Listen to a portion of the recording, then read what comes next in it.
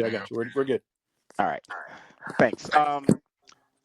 We do apologize for technical difficulties. Thanks for those that stayed on with us.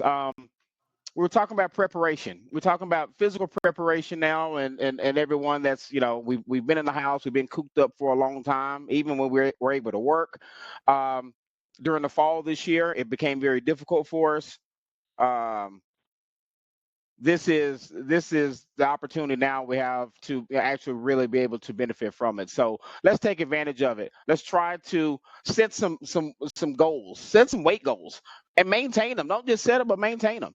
You know, I know I'm not going to harp on the physical part of it, but it's important. We got to look good in uniform. Um, at my conference now, I just got a new boss, and he put out there, we got to have the physical preparation, no different. So why should we hold ourselves to a different standard here in DFOA? Um, the mental preparation for us is really going to be the biggest part, right? I mean, Yogi Berra said baseball is 90% mental and the other half is physical.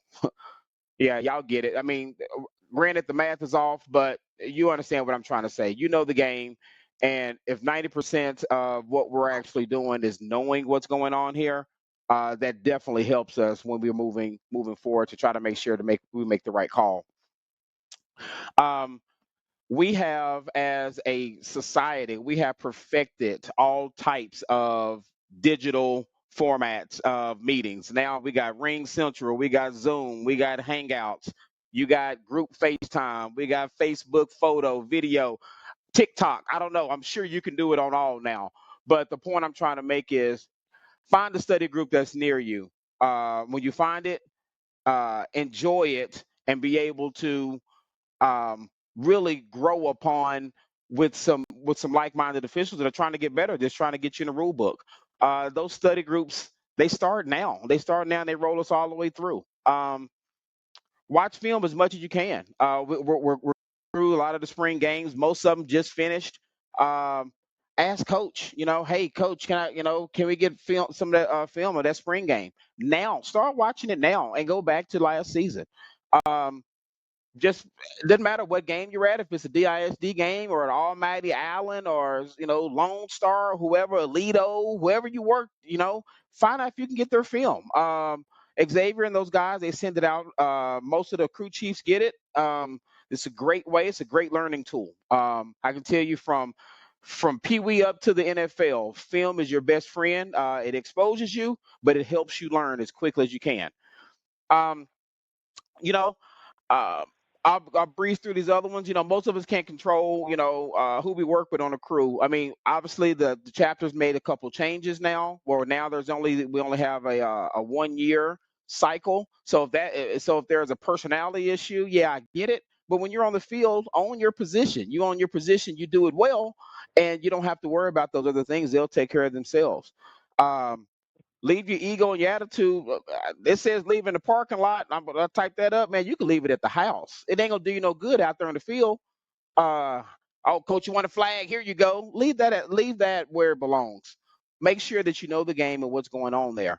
And we just got done with our draft. Complaining about your schedule not gonna do you any good, because I'm here to tell you every snap that you on the field gives you an opportunity to get better. So regardless of what game, what level, what day of the week it is, when you put those stripes on, you're representing yourself. I'm representing Brandon Spencer every time I put it on. So always be early. If you're on time, you're late.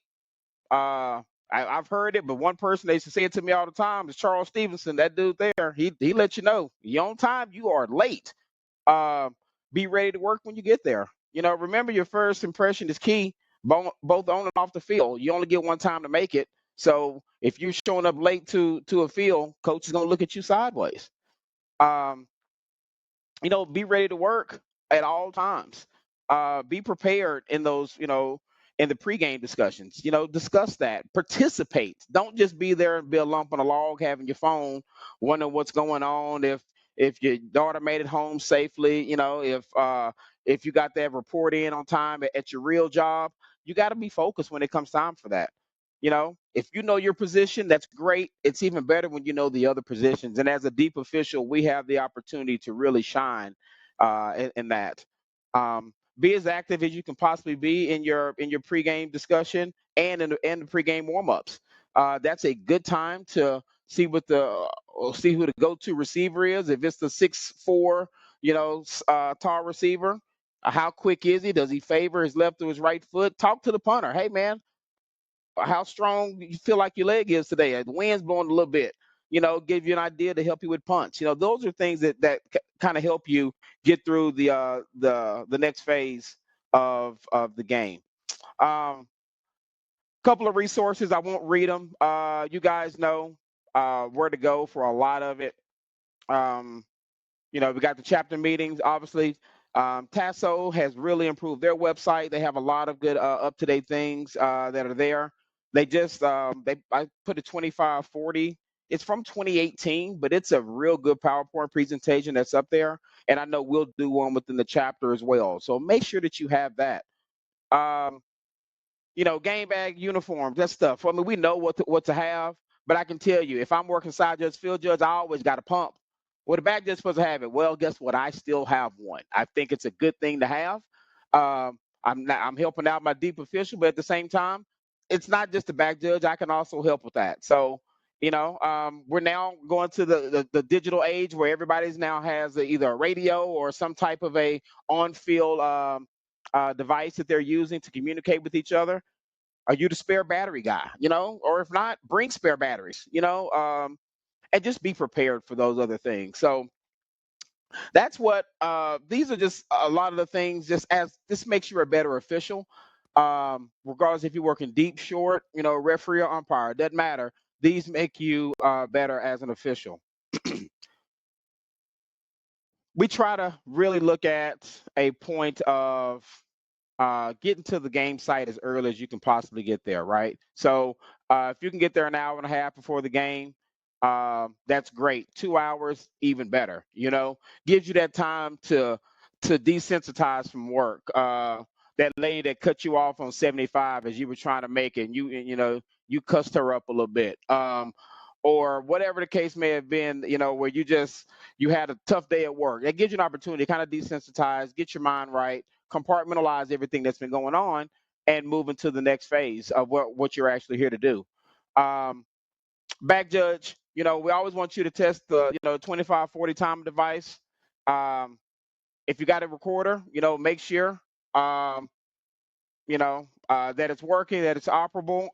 If you're using one personally, and if they have one that's going to be up in the booth, you guys really wouldn't deal with that. But but you're responsible for intervals, timeouts. A lot of times the back judge is responsible for injuries. Not that we record injury timeouts, but just if your referee's asking that of you, you have it, and so and you're good to go there. Those are the things that kind of help you, get better in that regard. So just make sure you continue to do that. Side judge, make sure that your watch is working. Everyone likes to say that the side judge is responsible for the clock. We all know that old cliche, but at the end of the day, all officials are responsible for the clock. Side judgment may be your primary. However, everyone's responsible. So if you're the clock guy, make sure that everybody syncs their watches with you. Or if not, make sure that they depend on you. If referee says, hey, how much time we got? We got, 7:19 the game, 7:19 the kick, or whatever it is. Make sure that you have that information and you speak that out to make sure that everybody knows you own that position. Back judge, side judge, 1 hour prior to the game if possible, or if, whenever we know we're dealing with civilians here, people out the community, make sure that we are able to deal with, and we have the opportunity to have the 2540, and you're able to speak with them.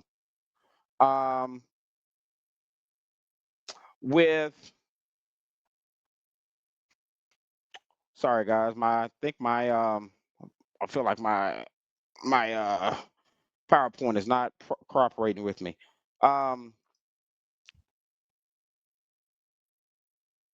Is that better? That is better. All right. So thank you, Xavier. I appreciate it. Make sure that, if when you have the 2540 that's there, I have a tip sheet that I will make sure that I will provide to anyone that needs it. Um, just something you can read off to your clock guy that's there, um, and that'll be beneficial. Xavier, you guys still having issues with me on the slides, or am I okay? I think we were on. It shows pregame on our on our All right, screen. very Yeah. good. All right, thank you We're good. much. All right, so um, and make sure that you have that tip sheet and you can read it off to them. Or I personally give mine to my clock operator. I give it to the clock operator so he has it. I read it off to him. I have it, but I also give it to him as well. It may be the same guy you just saw last week, or you may see him 2 weeks later.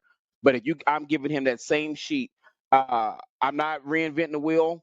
You can do it on a simple 8.5, by 11, the standard sheet, cut it in half, and just, hey, here you go. And when you see him again, hey, John, just saw you a couple weeks ago. Yep, same things. I'm gonna read it off to you again. Here are a couple of pointers to pick up on, and move on. And make sure and ask if and this is where we're kind of going to the next slide here.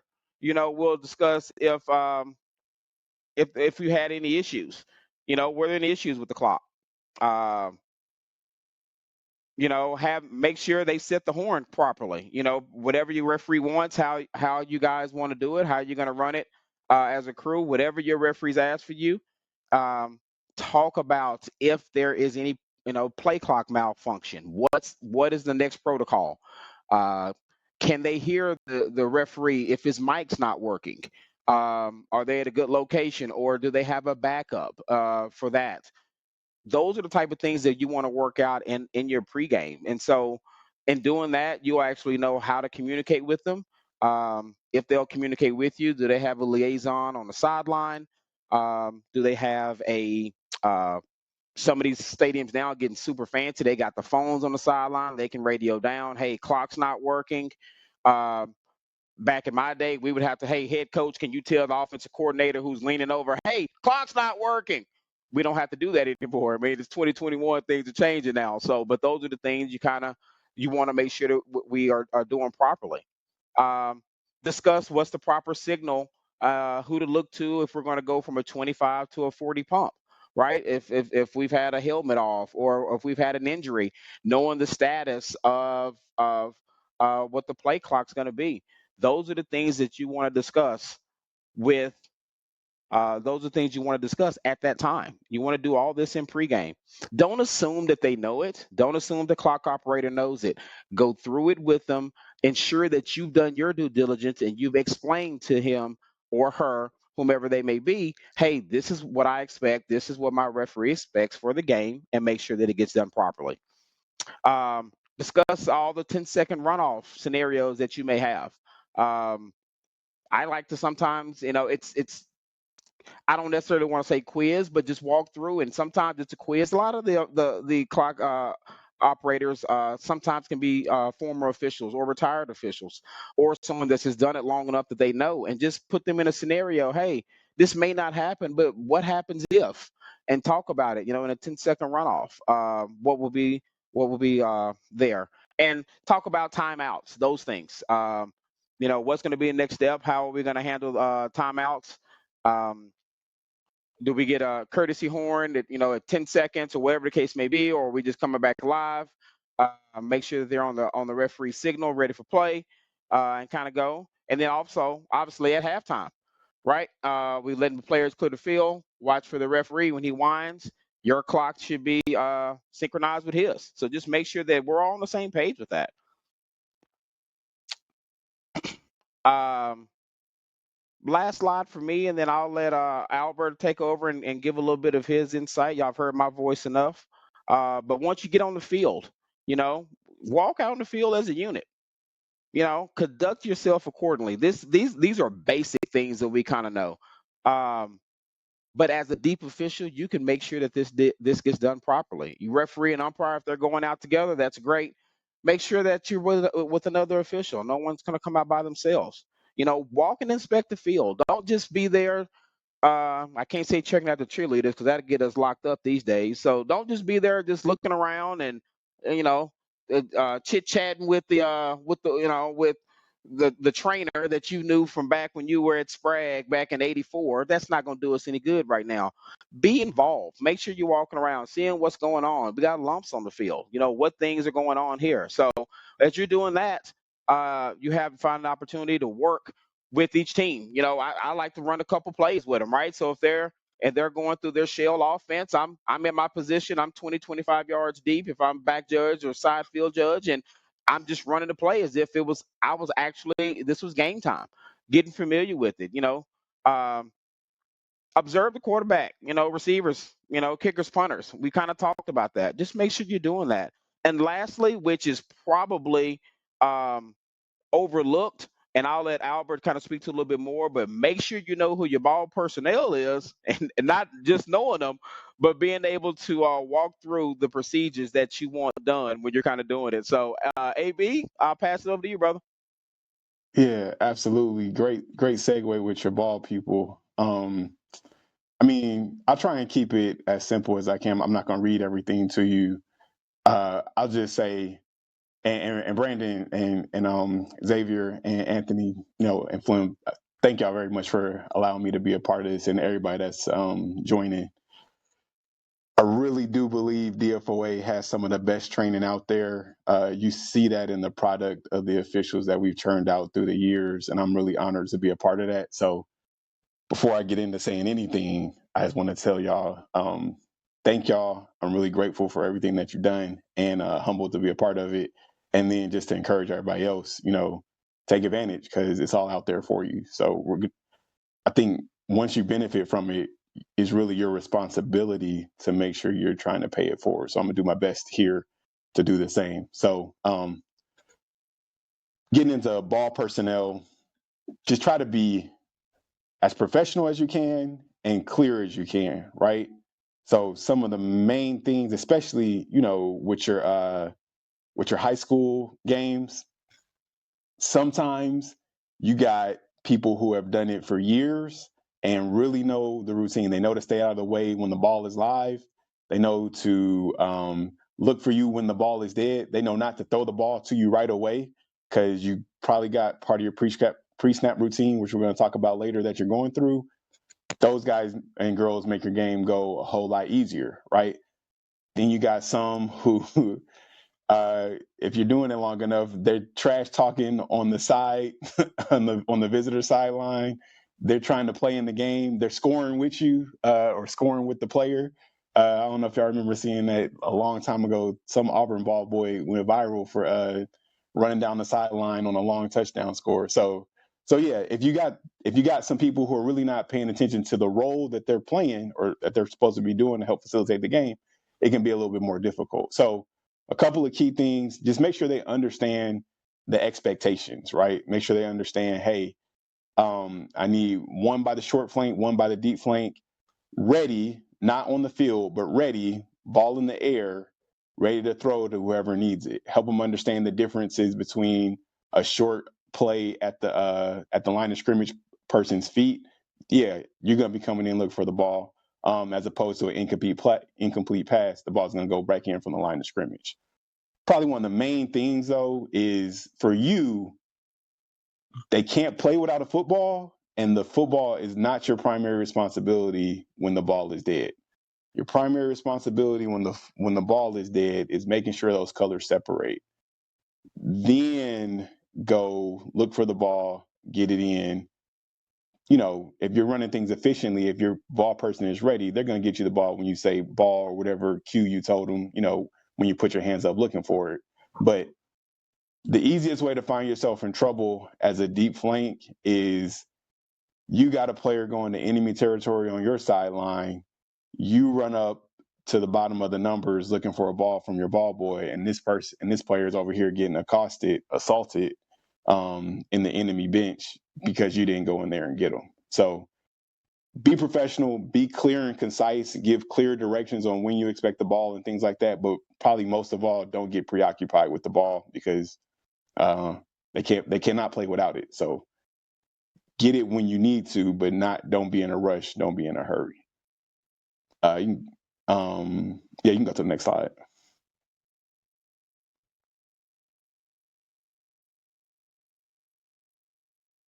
Cool. So basic positions. It looks like y'all might have gone over this last year, but I see we're gonna flip just like in high school. I mean, just like in college, just like in the pros, we're gonna flip side judge and head linesman from the press box side to opposite press box side, and line judge, field judge from the press box to opposite. That really isn't going to have a ton of bearing on you, F and S.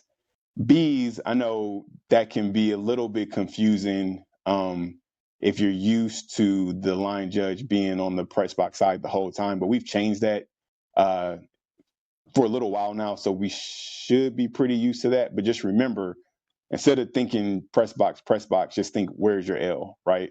And make sure that your L and your F are on the side that you're favoring in a balanced formation, so that you're not so that we don't have two people on the H2 and nobody on the line judge's side. Yeah, and like the slide says, other than the responsibility for the chains, most of the mechanics are going to be pretty much the same. So next. Cool. Yeah, main thing on this slide, everybody is not going to run quite as professionally as others, right? You want to try and keep your 9 yards clean, everything clear from the 9-yard markers when you let the captains go out for the toss.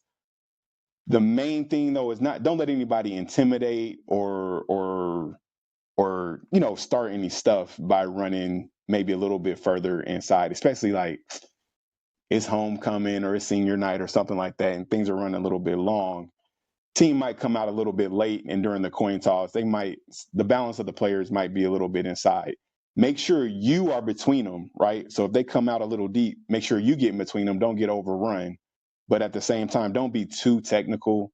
Don't be overly officious. That's probably not the way your R or any of the coaches or any of the people in the stands want to start the game, is you throwing a flag because they had people inside the top of the numbers for the kickoff. Just try to make sure you maintain that space between them. And if there's a little bit of encroachment into that area, just try and hurt them off to the side.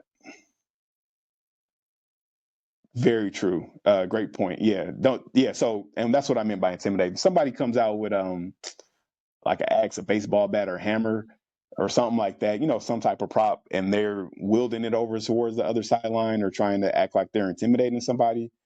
Yeah, you probably want to make sure you address that and take care of that. And that's going to come with good game awareness and anticipation. So if you see them over there at the end zone looking like they're about to come out and looking like, the trajectory or the way that they're lined up is wrong, then that's when you can preventative officiate, right? Get over there in that path, and you and probably one of your partners divert them to the way they're supposed to go. Most of that stuff, 9 times out of 10, if you're doing what Spencer was talking about before the game, if you're getting some snaps in and you're getting some reps in and you're in tune with what's going on, then you're going to get a sense or a feel for when the teams are about to come out and what they may or may not do. And you got an idea when you might need to make sure that your presence is felt in between them to head off any foolishness. Still talking about the coin toss. So main thing is, what you see there in bold. Don't allow any team members who are not involved in the toss inside the 9-yard marks on your side. So we covered that.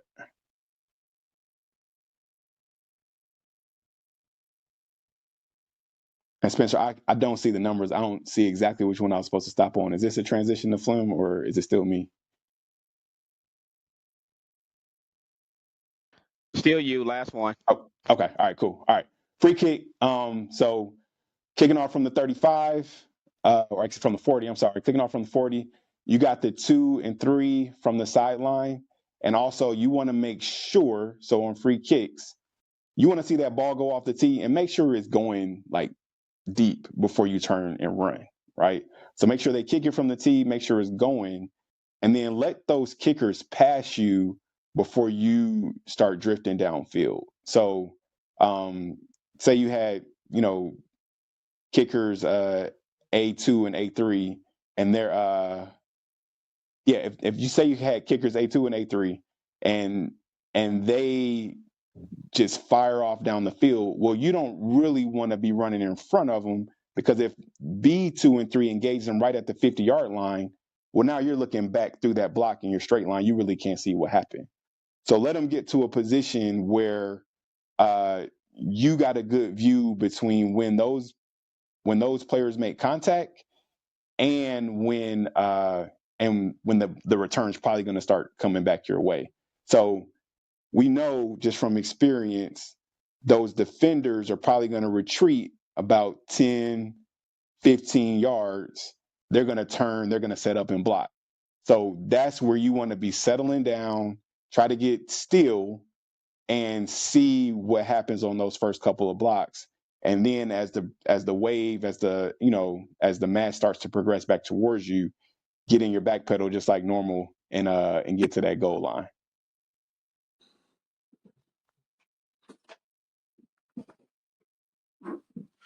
All right. So I'm not gonna do a ton about necessarily what you're gonna be looking for, except for we're primary on that. Like I said, the 2 and 3, and just make sure that you're getting your field of vision to the point of attack. So if you got something big like a takedown to the ground, you're probably gonna want that as a safety foul either way. But you got to hold, and the return goes all the way on the other side of the field. Just make sure that it actually has an effect on the play before you go down on that. So I'm gonna transition over to Fleming. He's gonna give us some visual examples of our kick coverage. All right. One thing that you could pay attention to is, and you can ask most of your kicking team coaches what they do during the kickoff. And I know these guys that's lined up on the kicking team at the 30, they are sliding a little bit in towards the hash, which tells me that the ball is going to be kicked to this corner that's at the bottom, top of the screen left.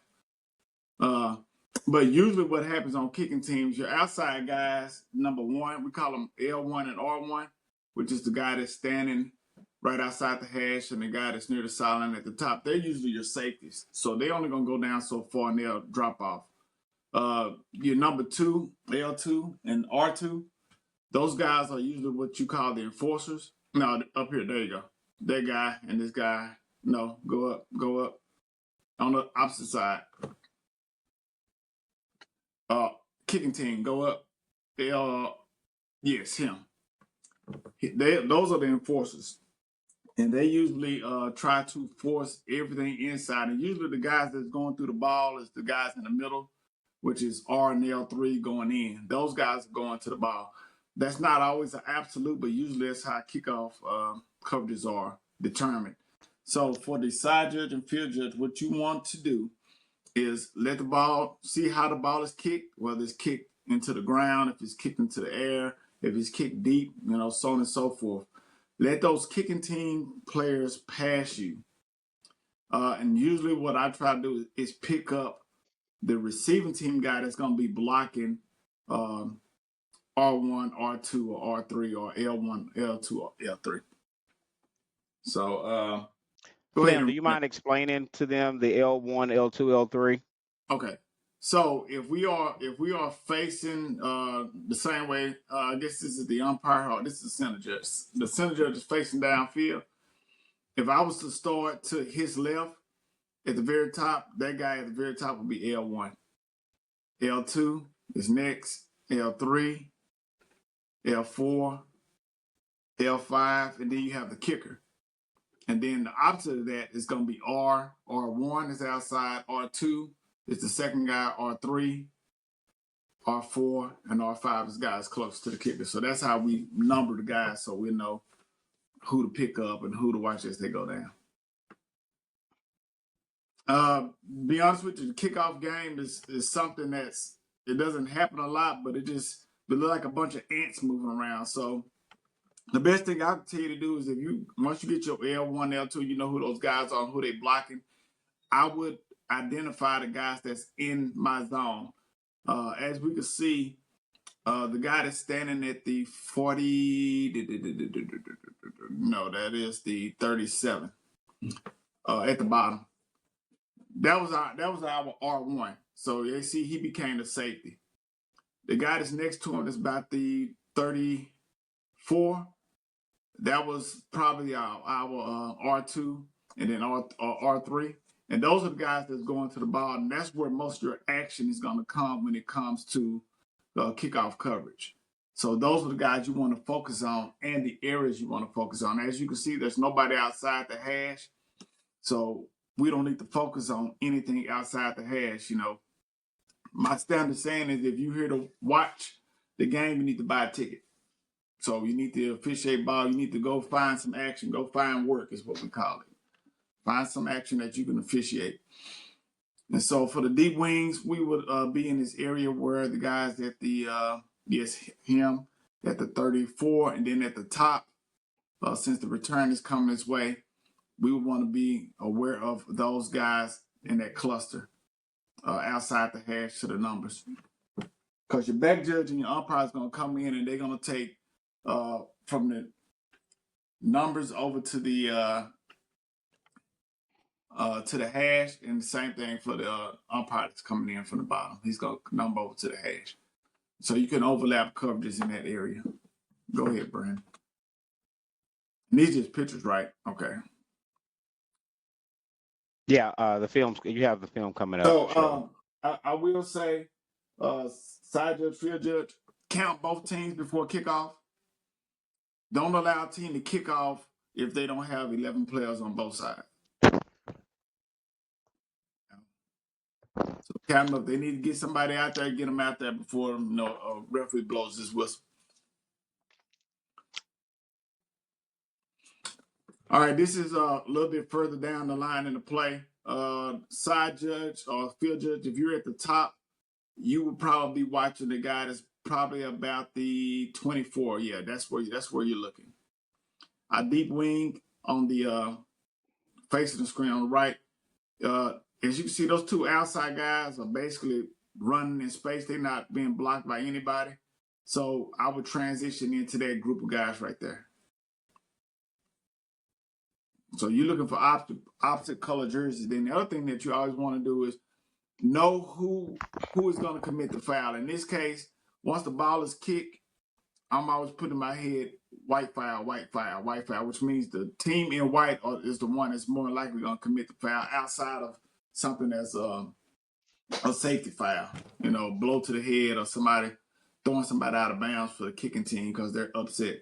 But on the kickoff coverage, most of your fouls are going to come from the team that is returning the ball. In this case, it's the team in white.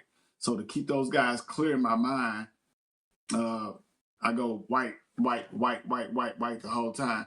I look for guys that's in chase mode. I look for guys that's taking somebody to the ground, spinning somebody completely around. Then of course you also have blindside blocks and low blocks that the fouls that are coming to the kickoff, right? All right, Brandon. You had another still shot here, Flynn, and I think on the next one, I'll bypass and get to the next one. Yeah. This one was a good view. I don't know if we want to go with the what this action is right here at the 15, but you definitely did want to talk about this as it pertains to the coverage. Yeah, we can talk about coverage. That back there is a wedge, and if you call a wedge, you're a hell of a guy. If you're looking through all these people and you throw that, I hope it's right. That's usually the short wings and the referees call that's back there deep. When I say chase mode to me would be, you see number at the top. Yeah, that's a good one right there too. But that guy that's front, is that Baylor and somebody else? I guess that's the kicking team. That's all kicking team, right? This is all kicking team here. Those three are all kicking team. Yeah, so with those guys right there, I mean, there's really nothing there to watch. So deep wing at the top, we would kick in probably the guy that's there at the 38. Same thing at the bottom. You got guys running in space. So what you always want to do is bring your kicking team guy to the receiving team person that's going to block them and know that number. I don't try to put a bunch of numbers in my head with the kicking team, but then try to remember the receiving team too, because most times the kicking team player is not going to foul. All right. Is it another shot on this, Brandon, when they're Yeah. close? Yeah.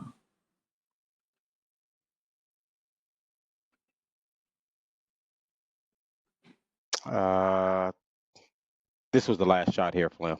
And That's the next last. one was the last one. The next one was the video clip. You want to go to the video? Yeah, Oh, so go back. you can go back. That guy right there is probably about the 36, 37 in the middle. That's kind of stuff you want to pay attention to, because this guy at this moment is beat. That guy, the guy in the white jersey, is gonna beat him inside, and so he is highly likely he's gonna block this guy in the back, or he's gonna hold him and pull him down. It won't allow me. I don't have the option to show the film. I do apologize because I don't know why it won't show. Let me I'm gonna try to do a different video screen share because I do actually see it on my.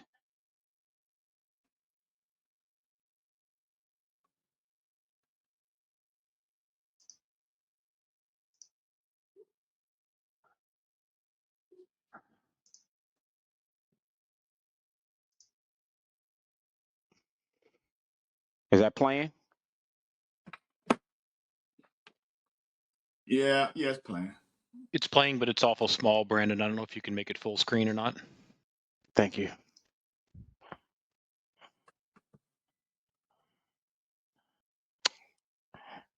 I do not believe I have that option. Yeah, if you go to the bottom right, there's a screen projector pull down icon. Go to the right just a little bit. Right there. Try that one. Okay, I guess you're right. Guess it's not working. Yeah. Okay. Yeah, it won't give me that option today. I do apologize for that.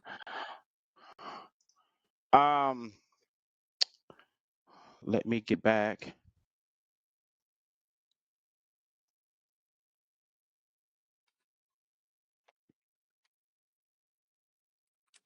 So All right, Flim, you all right now? Let me I'll bring it back around. I like to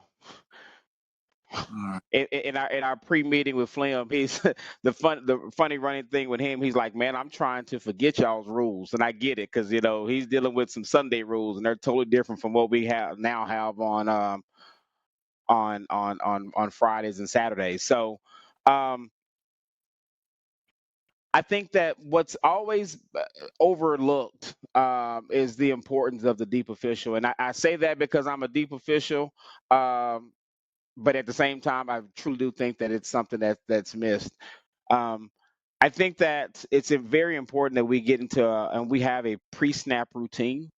Um, we kind of want to talk about the preparation of going to the game and getting into the game, right? We talked about the coin tosses and what those things are doing, and then you kind of roll into, all right, now we went over some slight kicking things, but now into our pre-snap routine.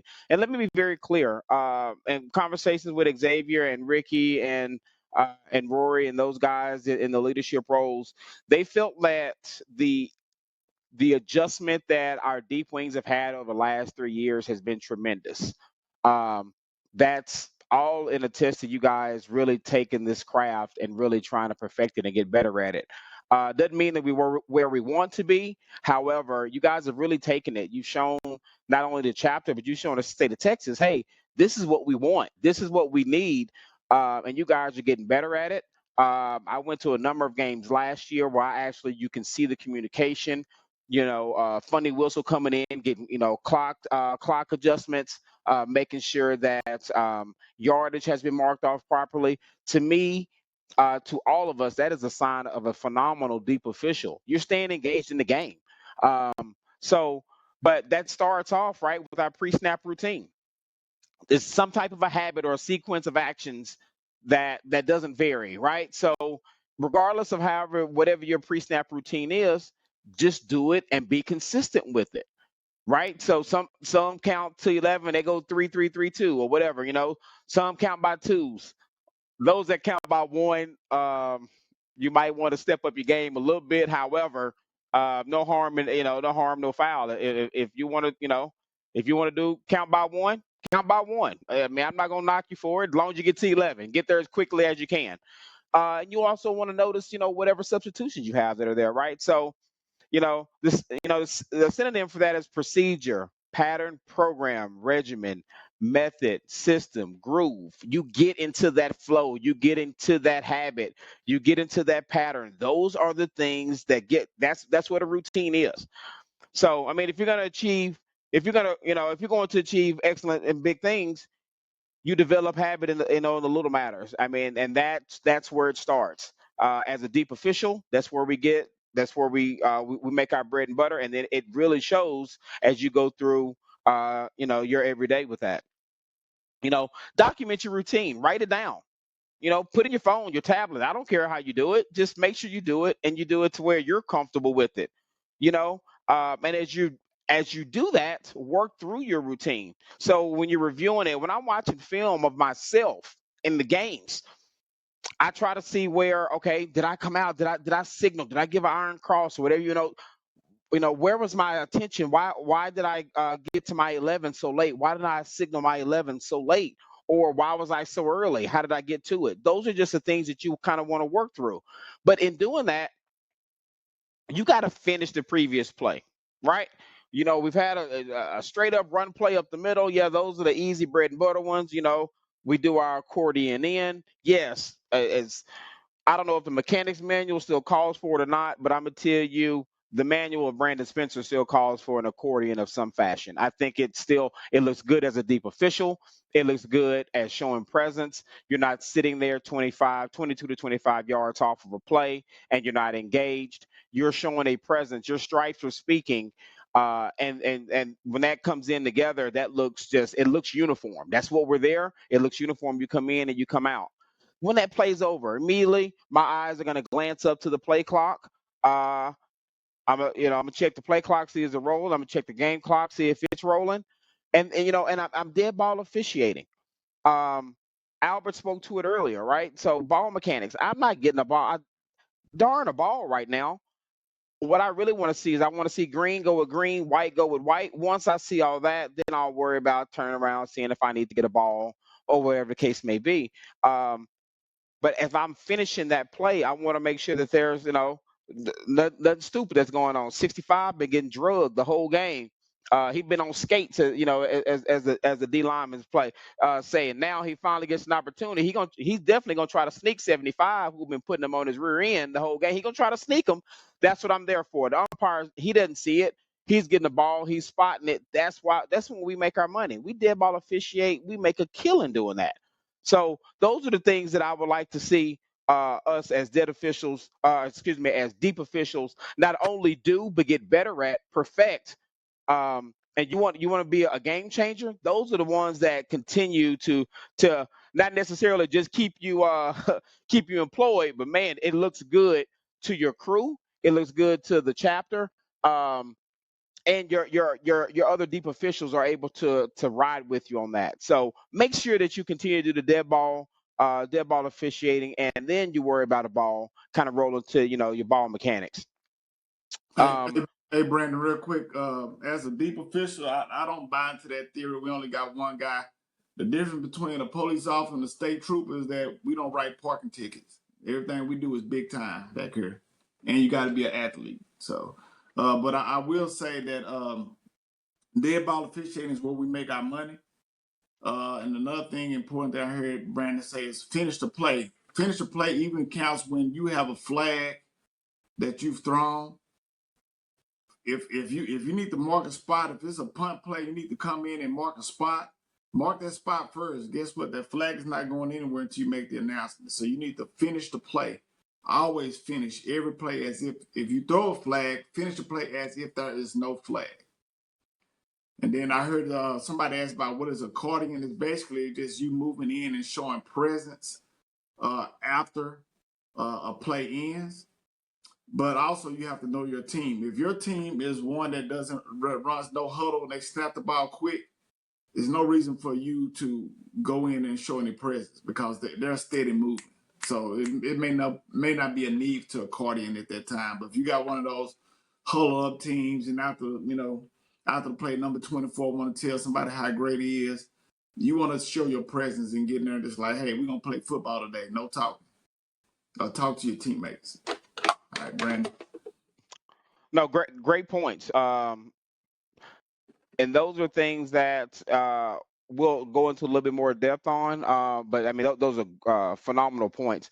The accordion is, like he said, is just really an opportunity to show their presence. But if the game does not allow it, then you'll want to adjust exactly what you're doing to make sure that you're in the right position mechanically to make sure that you're sound, so that you can make a ruling on the subsequent play. So things that in that pre-snap routine where I know y'all, we used to the jokes now of, y'all back there, y'all ain't doing nothing, y'all Cadillac and y'all just back there. Yeah, okay. Like Flim said, I'm back here writing these big time, speeding tickets. You're doing the seatbelts up front. Now I'm back here. I got you for doing 75 and the 30. I feel good about that.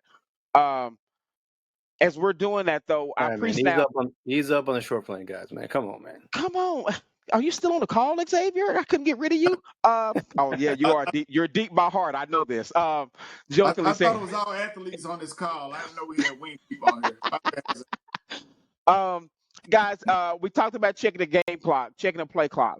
A mechanic that I've gotten into, and I honestly took it from those a little bit before me. When you're on the offense side of the ball, meaning that you're responsible for the substitutions. At the end of my play, once the players have separated, the colors have separated, as I am looking, and our camera's on right now, I don't know if you're not looking at me, that's fine. But as I'm looking up at my play clock and game clock, I'm also looking to my sideline. I will then veer to my sideline. If I see any motion of any players coming in and out, I immediately go out and do my iron cross. So I'm doing my iron cross as I am backing back to my position. I'm killing two birds with one stone there. It's just that gets the whole crew into substitution mindset, right? So I've now immediately come out iron cross. Hopefully my short flanks picked up on it. Guarantee Freeze done it. Then I can come down off of that and focus on something else. That allows me to go ahead and do that. That's one less thing on my pre-snap routine and my pre-snap checklist that I now have to do. As I'm doing that and I'm getting back to my position, I can back up and count my defense at the exact same time, right? So by the time I get back to my position, 9 times out of 10, I am already giving my signal for 11, meaning I have gotten my subs.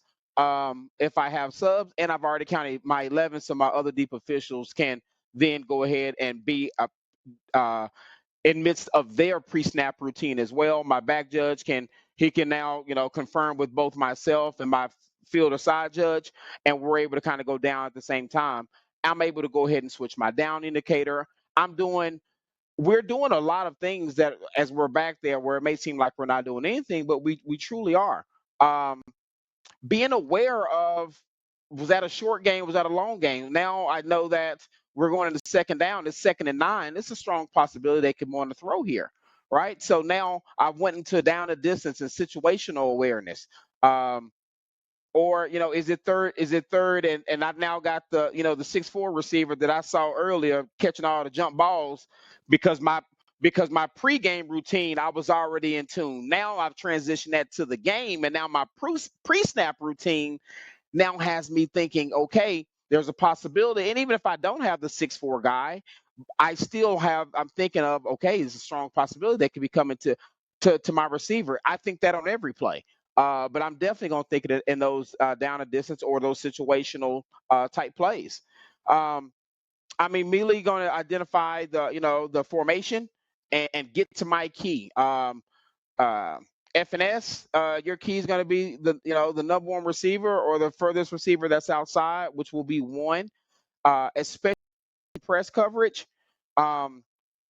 If he's not in press coverage, we will talk about this later. So there may be chats are going on, but if I have twin receivers, but neither defender is in press coverage, press is within 3 yards of the line of scrimmage. So if they're sitting 7 to 10 off, I can look at both receiver 1 and receiver 2. but be very clear, receiver one is my primary and that is my responsibility, unless receiver two comes into my area, and we'll talk about that as it comes to a keys perspective. We'll immediately go to zone. But as I recognize the formation, I'm still in my pre-snap routine, making sure that everybody's clear. These coaches, we got the yap coaches that love to be. They swear they got to see the game from the field like we do, and I just need to make sure that they're clear. Like Fleming has said a bunch of times here, I tell them all the time, hey guys, I need my ACL and my Achilles just like you do. Give me my space and let me work. Here it says, please step back. Yes, you want to be cordial with that. You want to be respectful, but you want to make sure they understand, hey, I'm out here to do a job. Give me the opportunity to do it to the best of my ability. It's easy to say focus when you got Allen and Denton Ryan, and it's 35,000 and they screaming at you they got 1,500 band and they playing, but that's what I got to do. I got to focus. And regardless of what deep official you are, you're looking at that play clock. I don't care. It's not just the back judge responsibility. It's not just a side. It's as official. We are a group. We are a tandem back there. You can't have one without the other. I want to make sure I'm looking at that play clock. I'm not saying you have a flag, and I'm not trying to get you to throw out of your area. You definitely need to be aware of that. You want to make sure that and that also helps you to see, hey, okay, and it's a quick glance. You're not staring at it. It's just a quick glance. If I see it's at 5, I can count from 5 down in my head till the snap goes off. So that's just what I would do in those situations. We talked about it. Like I said, you got muscle memory, you got focus, and be professional. As a deep wing, the key thing of being a deep wing, right, is that we're on the sideline. Xavier wants to chime in all the time because he gets all the TV time and he gets the FaceTime with the coach. But they really like the deep wings because they can actually talk to us. So they'll come down. But that's important. You see Saban's over here giving this official. I mean, he's trying to work him a little bit, and I'm sure we all got coaches, and I won't call any names. You guys know them, right, wrong, or indifferent. You got some that's going to work you a little bit more than others. But just be professional. Make sure that you're able to answer their question honestly, respectfully, and be able to kind of move on if there is a question. If there's not one, just for the hear him chirp, move on. I personally take the approach, and I think that it's a good practice to take the approach of having conversations with the head coach versus the other position coaches. If the head coach needs to, have my ear or have the referee's ear, make sure that he's awarded that. The strength and conditioning coach that sits over there, just the hype man that got the towel in his hand, that's had 15 Red Bulls, he needs to go find his 16th Red Bull and get away from me. That's just the approach I would like. Last thing, as you'll see, we got Saban. So since they were the national champions, and we can also see Ogeron. I'm pretty sure this official didn't understand a word that Ogeron said, and I'm not knocking anybody from Louisiana. I got people from there. But I'm pretty sure whatever he tried to say, he tried to get his point across. Once again, there's a polite way to, respect that and, kind of be able to discuss that. Albert, he works with him a lot. He'll kind of go over some of the scrimmage plays here in the next couple of slides that we got. I know we're kind of coming close to time, guys, so we'll make sure that we leave a little bit of time here at the end for a couple of questions. So, Albert, here are your scrimmage plays. You want to briefly go over the keys, and I'll leave it up to you, brother. Sure. So, I mean, and Brandon already, I'm gonna try not to rehash much of what he's already spoke about. It looks like in this formation we got is that two on the slot to the L side, so an L2 and an L3. So obviously we'd be on the L1, and in this formation they're off the line of scrimmage. That DB is up close to the line of scrimmage. You probably consider that press. You want to make sure that you see what happens to that receiver coming off the line, right, as the deep flank. B, you're going to be on the 3, I believe, and the L is going to be on the 2. but you will want to be able to see that that L3, a lot of times when they're close to the line like that, they're staying in and blocking, or at least going to chip first, right? So if that defender that's lined up head up on them tries to blitz in, you got to know what happens right there, right? So if he grabs him and takes him down to the ground, it's a long way away, but that's your key from the snap. You got to be able to see what happened if you're the B right there.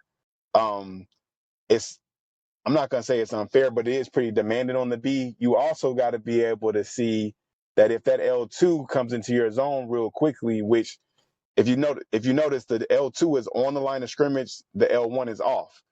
Usually with that kind of formation, the L2 is the one that's coming downfield, right? They're going to clear. They're either going to clear on a post kind of coming right into your lap, or they're going to clear on like a fly just going straight down the sideline, and then the one is going to come in underneath. Because and this goes back to just kind of studying and understanding, especially y'all who played, just like what some of the normal things are that you would do from that position. The L1, he's not running anything that breaks to the outside, right? So no outs, nothing like that. It's going to either be something that stops at the sticks or something that breaks to the inside underneath that L2 receiver. So B, you kind of got your work cut out for you there, because if the L3 stays in, you got him initially, then you need to transition to what's coming into your zone. Deep flank on the opposite side, so S, you're not off the hook, because same thing, you got somebody tight to the line. You need to see what they do right away, but then if they stay in and they don't come out, you can't take the play off. You got to start expanding your field of vision, taking that outside in look, scanning to see if anybody filters out to that zone by your sideline from the backfield. Yeah, so you might see a wheel from that single back there. You might see a wheel coming around that edge, because that's one of the things that offenses like to do. Get you and the defender more. They're trying to get the defenders to fall asleep, but if it works on you, we're out of luck. Thinking that nothing's gonna go on over here if your receiver stays in tight and you aren't alert to the back coming out the backfield coming down your sideline. That's an easy way to get to not have your goal line responsibilities covered. So all in all, the main thing to do there, or to do here, make sure you know with all these defenders close to your keys on this one, we're going to have to be really alert to know what happens to our keys off the snap, right? Because in all of these, you got the potential for a defensive hold, you got the potential for a push off, creating separation, or even down here where you got the L1 and 2 kind of close together, maybe even a blocking downfield or a pick play as they come off the line. Depending on what the line is, what the down and distance is, you got to start kind of thinking about those things as part of your pre-snap routine. So when I think probably the best place was when Brandon was talking about down and distance. Well, if it's 3rd and 3 and this is the formation, you got to be thinking, all right, I really got to make sure that no offensive player goes out and gets an advantage by picking off a defender and letting somebody cut underneath them or cut off of them for a quick 3 or 4 yards. So 3rd and short, a little bit too long to run, or 3rd and goal, a little bit too long to run. Those are your high alerts for pick play. So 3rd and 4, 3rd and 6, kind of in that range. You got to be really making sure that you're alert for pick plays. Remember, the onus is on the offense to avoid that contact. So if they come down and run into somebody but try to act like they tried not to, it's still on them. They were still the ones that needed to avoid that contact. Cool. So on this one, and Spencer talked about this, if somebody could put it in the chat, are either of our keys pressed? Yes or no? Field judge, side judge, is anybody's key in press coverage?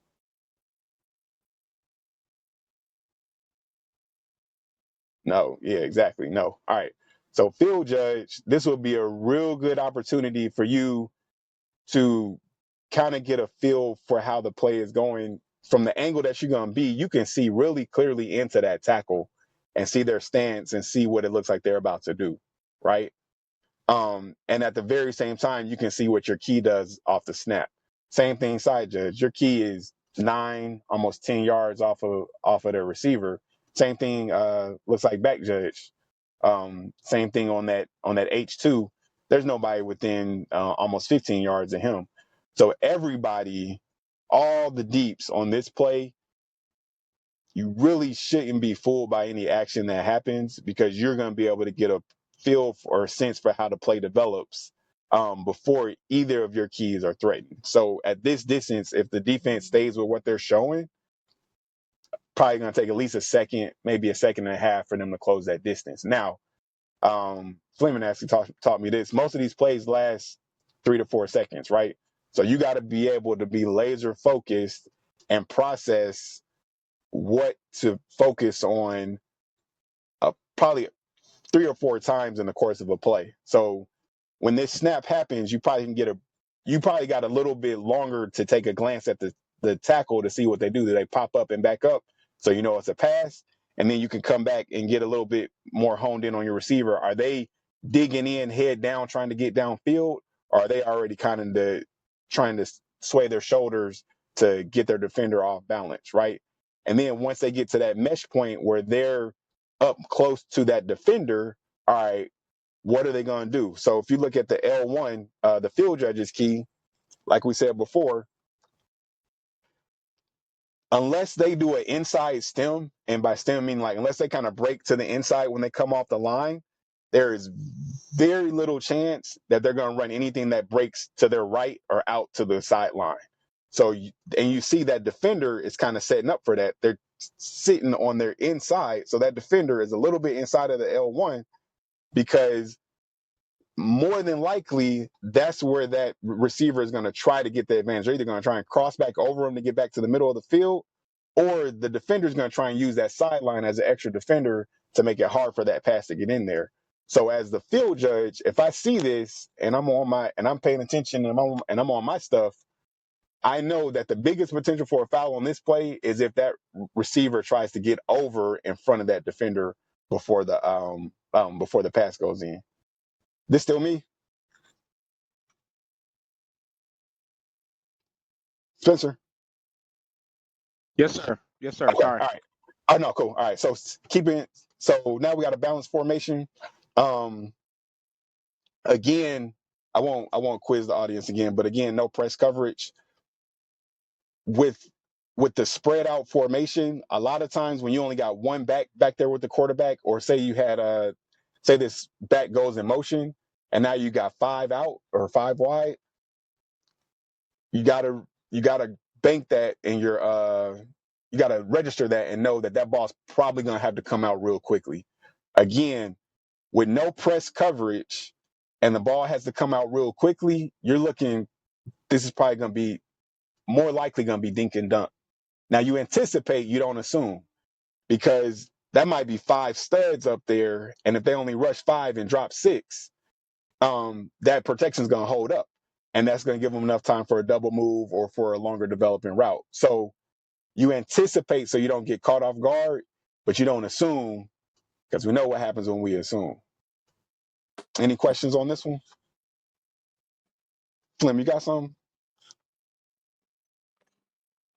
No, I didn't know I was off mute. But no, Oh, okay. I saw, my view, it makes your name pop up if it hears a sound. So, all right. So goal line. All right, yeah. This is where we get our big ticket items, right? When we got the money line, we got the goal line, we got the end line, right? So we're looking at something from the 7 yards and in. So you got help on both, or let me rephrase it. You're helping with both lines here, right? Because the line judge, head linesman, they're gonna have your sideline, right? The back judge has the end line as well. So you actually are gonna be able to help whichever way the play goes, right? If the ball goes to the end line, you and the back judge got it. If the ball goes to the sideline, you and that short flanker are gonna have it, right? This is where your pre-game comes into effect. You got the luxury of working with a crew. Make sure that your crew knows how you're going to handle these plays. So a lot of times I'll have this conversation with my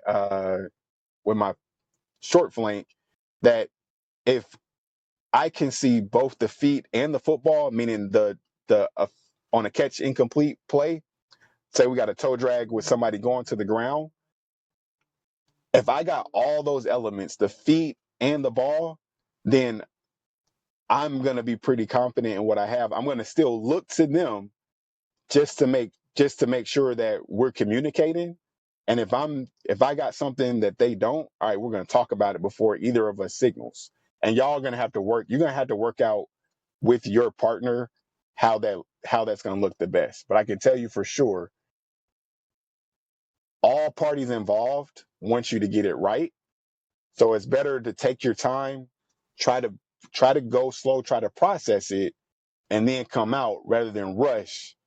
And then you got a mix up that you want to go back in and try to fix or try to clear up, right? So you'll see it a lot of times on plays down the sideline.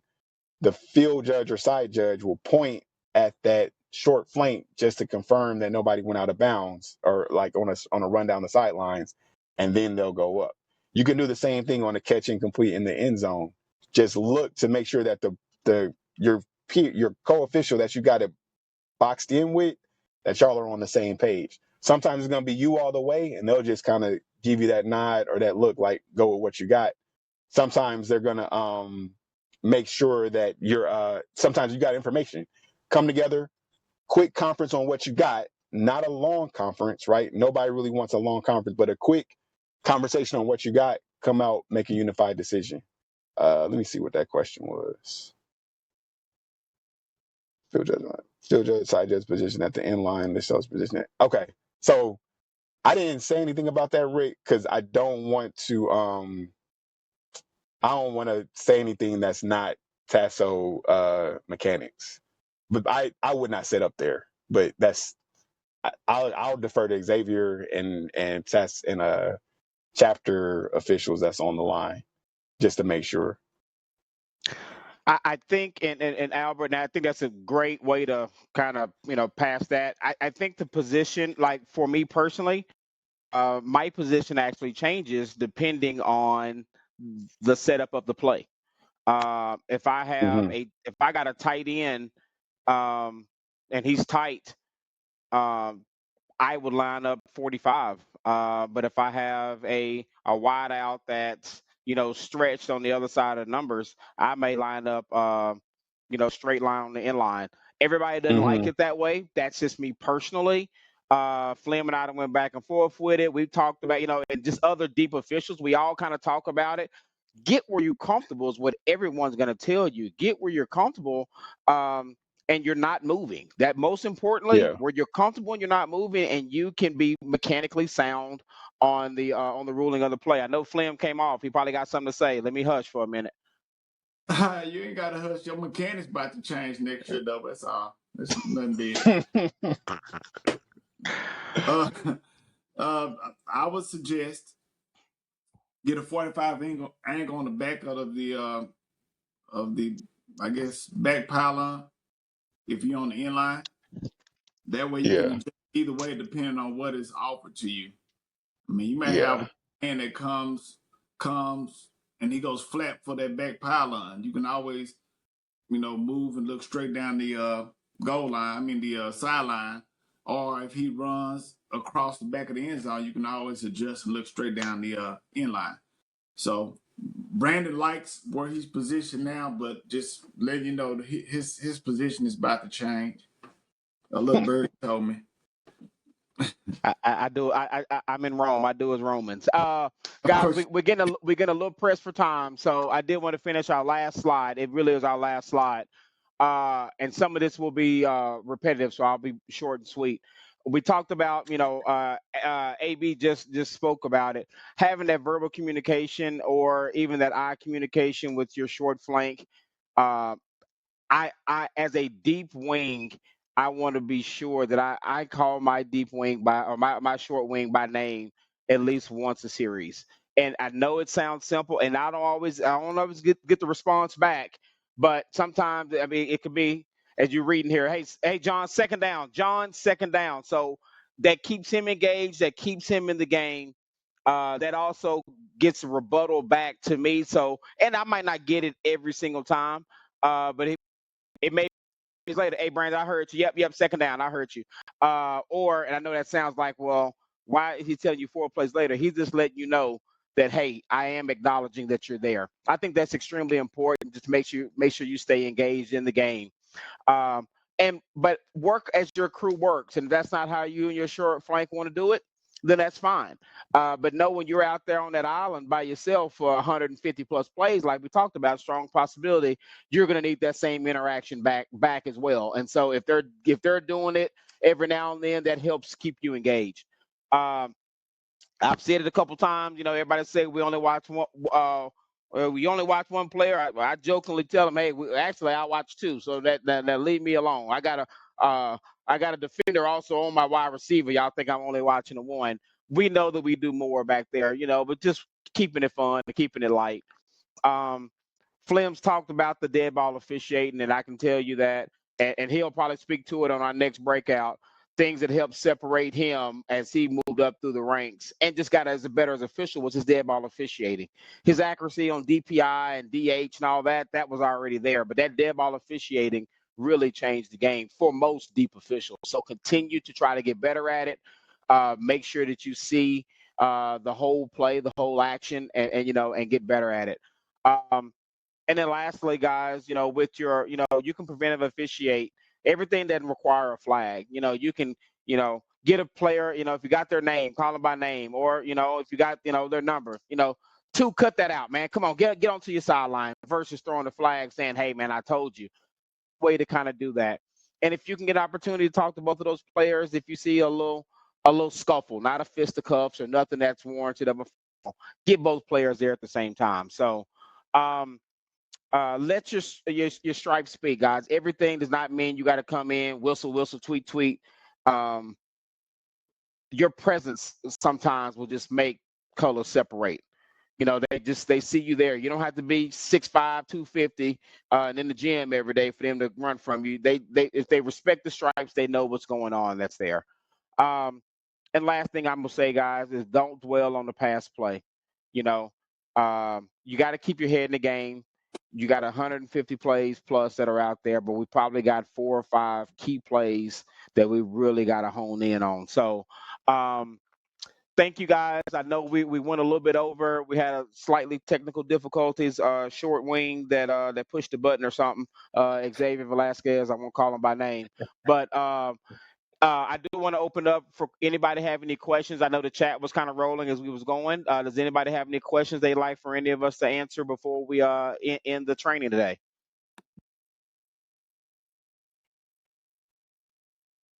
I do want to take this time as you guys, if you're preparing for any questions, if you put it in the chat real fast, we'll answer.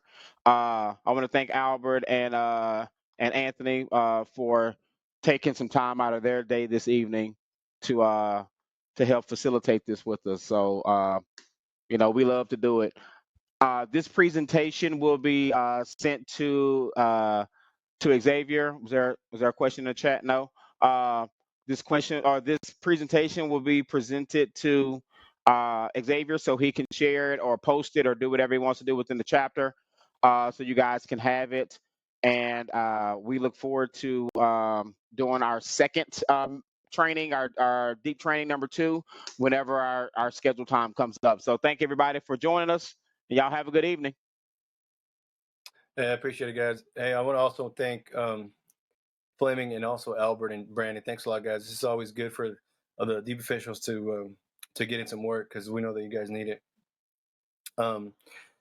Next week, I don't know exactly which one we're going to do. I think we're going to do referees and umpires next week. And then the following week, we are going to combine the short flanks and the deeps just so we can talk a lot about the communication. And as Brandon mentioned, I do record all these sessions, so they will be put up on our YouTube channel. And I'll do that tonight. As soon as it's done, I'll get working on it. But guys, I want to thank everybody for joining tonight. I want to thank everybody for asking questions. I know the guys in the chat were helping me answer some of those questions, even though we answered most of them on the fly, so it's good. But guys, once again, thanks a lot for joining. we do this because, as somebody said earlier, Albert said earlier, we're paying it forward. I had guys that helped me when I first got in the chapter. Brandon was one of them, and now he's helping me. And, there's no limit to where you can get with this, guys. You just gotta keep your eye on the ball. All right. Thanks again. We'll see you guys next week.